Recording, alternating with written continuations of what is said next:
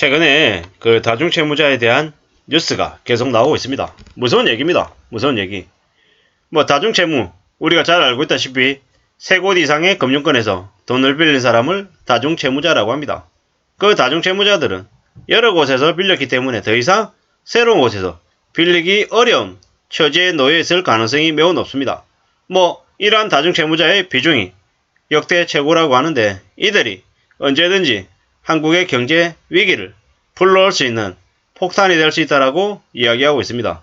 언제 터져도 하나도 놀랍지 않다라는 거죠. 내일 당장 이 다중채무자 발 경제 폭탄이 터져서 한국이 IMF가 됐다라고 해도 하나도 놀랄 일이 아니라는 거죠. 이럴 정도로 한국의 경제가 매우 안 좋습니다. 그리고 다중채무자들은 언제든지 몰락할 수 있다라고 봐야 될 것 같습니다. 우리는 빚이 얼마나 무서운지 모르며 사는 것 같습니다. 기한 이익 상실이라는 게 있습니다. 뭐냐? 예를 들어 3억의 대출 원리금 150만원을 첫 달에 연체하면 150만원 연체에 대한 이자를 대략 한 15,000원 낸다고 할 수 있습니다. 하지만 그 다음 달에는 어떻게 되냐면요, 3억 전체에 대한 연체 이자를 감당해야 됩니다. 무서운 얘기 아닙니까? 그 다음 달이 되면 3억에 대한 연체 이자가 예를 들어서 10%라고 치면요, 얼마가 되겠습니까? 그냥 깜짝깜짝 놀랄 일인 거죠. 이게 기한이익 상실이라는 겁니다. 원리금 150만원 연체했다고 150만원에 대한 연체이자 15,000원 내던 게 나중에 150만원이 아니라 3억 전체에 대한 연체이자를 내야 된다고 하면, 연체이자가 예를 들어 1%라고 쳐보자고요. 그러면 그 다음 달부터 얼마입니까? 연체이자가요. 3억에 1%, 300만원. 갑자기 눈덩이처럼 불어난다라는 거죠. 이자 폭탄 맞고 그 엄청난 가산금리를 감당해야 된다라는 거죠. 이제는 그것 또한 여러 차례가 아니라 은행에서 2차례만 연체하면 바로 경매 조치하는 거죠. 무서운 일입니다. 왜 이렇게 은행들이 그렇게 2번 연체하면 바로 경매 들어올 정도로 매우 타이트하게 관리하려는 걸까요? 이번에 연체하는 사람들, 아파트 원리금, 부동산 원리금을 연체하는 사람들은 도저히 빠져나올 수 없는 늪에 빠진다라고 생각하고 하루빨리 경매 처분해가지고 회수를 해야 부실 채권이 안 된다라고 은행들이 생각하는 거라는 거죠. 매우 무서운 얘기입니다. 지금은 전체 가구의 절반 이상이 적자 가구랍니다. 부채 때문에 시달리는 가구들이라는 거죠. 자영업자들은 장사가 안 돼가지고 빠져나오지도 못하고 빚지는 경우도 많고요. 부동산하고 주식 투기 때문에 빌린 빚쟁이들도 엄청나게 많다라는 거죠. 편의점을 새로 차려서 운영하는 점주들은 그냥 몇 년간 장사 안 돼서 빚 몇 억도 않는 게 순식간입니다. 처음에는 1금융권에서 대출 받지만 연체되고 빚이 늘어나면 2금융권 옮겨가고, 그래도 안 되면 카드론 쓰고 사채까지 금방 넘어간다는 거죠. 원금 300만원 빌렸다가 이자 200만원 되는 날이 금세 닥친다는 거죠. 생계 유지하겠다고 시작했던 편의점 사업이 그에게 빚쟁이로 전락시키는 무서운 일이 되는 경우도 허다하답니다. 이런 일이 너무 많이 벌어지는 거죠. 신용등급 1, 2등급의 대출금리는 3%, 4%, 5%가 되겠지만 나중에 5등급 되면 저축은행에서 8%, 10%, 15% 금방인 거죠. 게다가 9등급, 10등급은 어떻게 됩니까? 대부업체 대출만 가능한 거죠. 그마저도 안 되면 그냥 사채 써야 되는 게 현실이라는 거죠.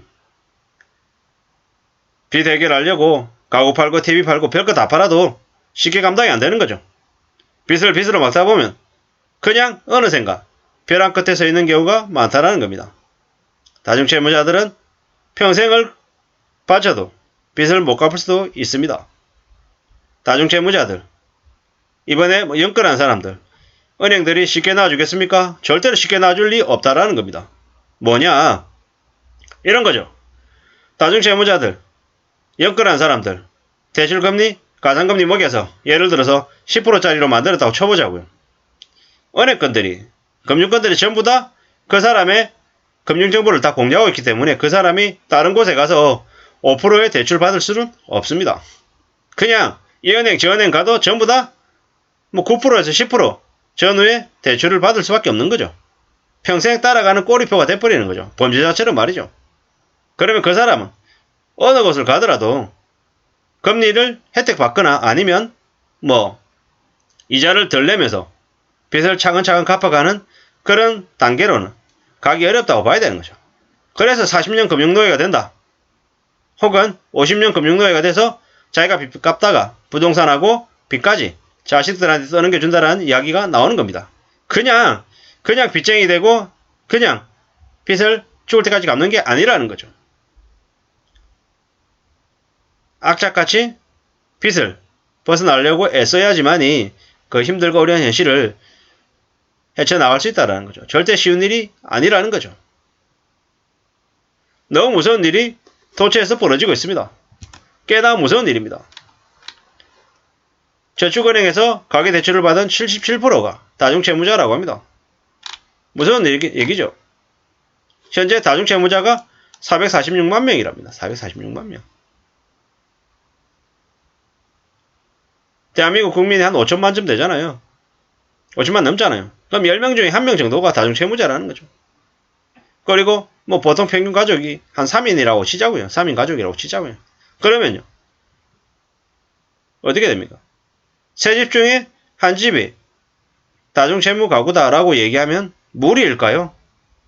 충분히 그럴 수 있겠다라고 보는 거죠. 매우 암담한 얘기입니다. 기준금리가 인상되고 대출금리가 계속 오를 건데 이자 부담을 감당 못하는 다중채무자가 금융위기의 원인이 될 수 있겠다라는 겁니다. 가계대출은 줄었지만 다중채무자는 계속 늘고 있습니다. 씁쓸합니다. 씁쓸해. 다중채무자 전체 빚을 연령대로 나누면 40대가 32.6%로 제일 높답니다. 40대가.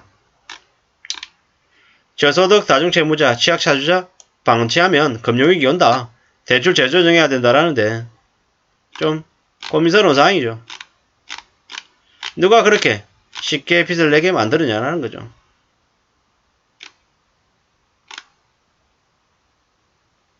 씁쓸한 얘기입니다. 씁쓸한 얘기. 빚을 얼마나 쉽게 생각했으면 빚 때문에 저렇게 무너지는 사람들이 많은 걸까요? 앞으로 상상을 대초월하는 경제 충격, 경제적인 공포가 넘쳐날 것 같습니다. 평생을 걸려도 빚을 못 갚는 사람들이 늘어나면 우리 사회가 어떻게 되겠습니까? 참 생각하기에도 끔찍하죠. 채무에 시달리는 저소득층들이 참 많은데요. 그들이 삶을 견디고 버틸 수 있는 방법을 과연 강구할 수 있을까? 못할 것 같은 생각이 듭니다.